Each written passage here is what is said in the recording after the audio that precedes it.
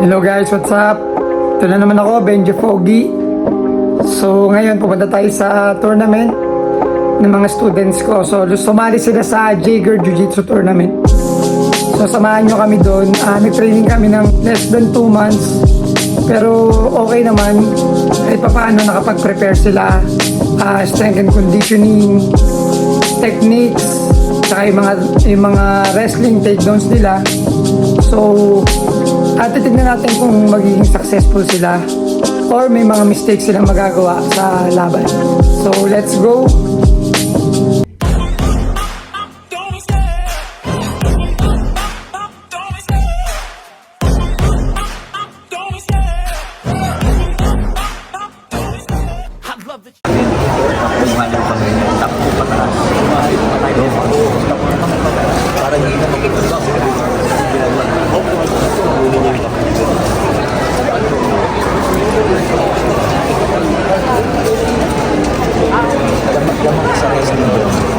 Pero sasama ko na ito sa vlog ko. Ayan.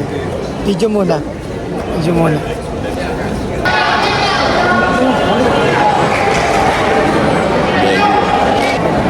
Talaga. Sabi ba?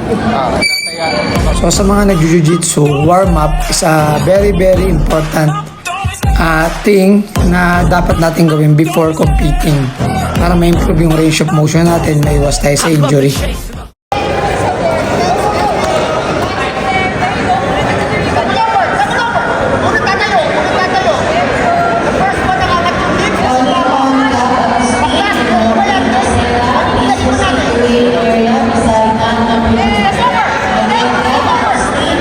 Sign daw ng waiver.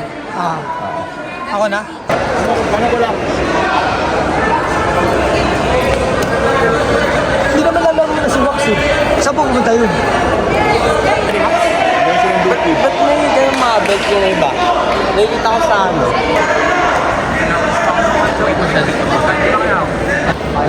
Go Gab! Let's go! Go Gab!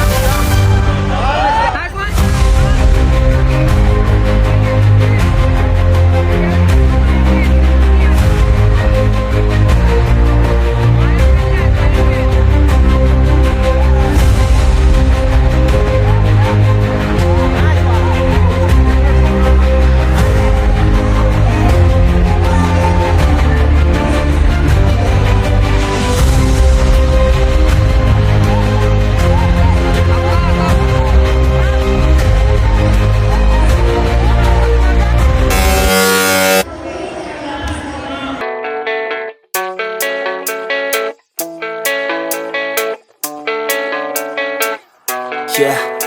Proceed to the awarding area. Calling to you, Jailin, please proceed. Think of Chris.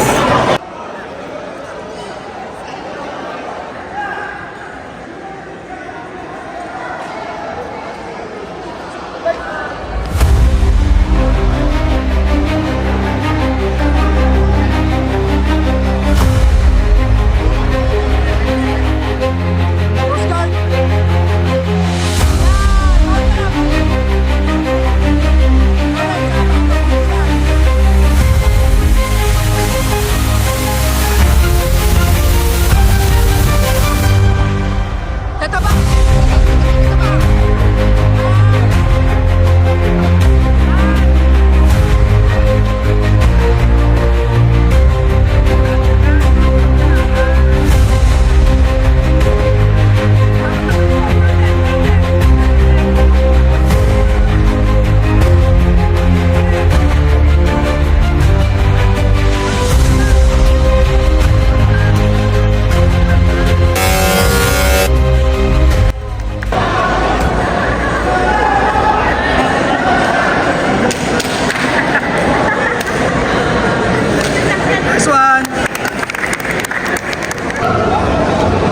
Medyo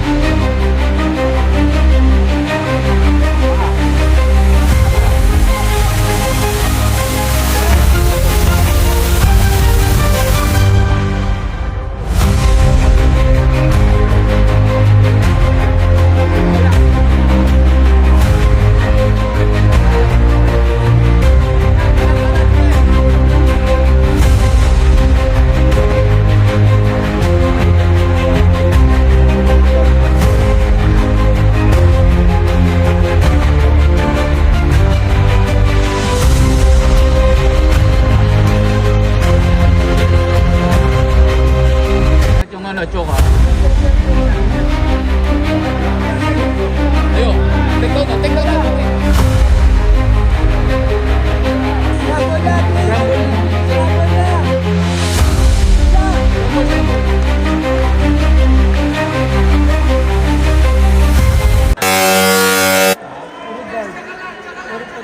So yun guys, tapos yung competition nang wala namang na-injured sa kanila.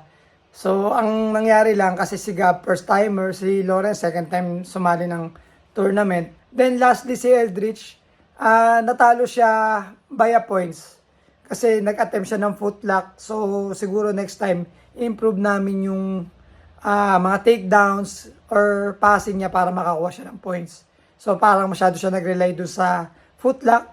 Although muntik niya na makuha yung footlock pero tiniis nung kalaban at sabi ni Eldridge nag-pop daw yung paa. So yun lang guys, sana subaybayan nyo kami sa Jiu-Jitsu journey ng mga boys at mag-upload ako ulit soon. Thank you!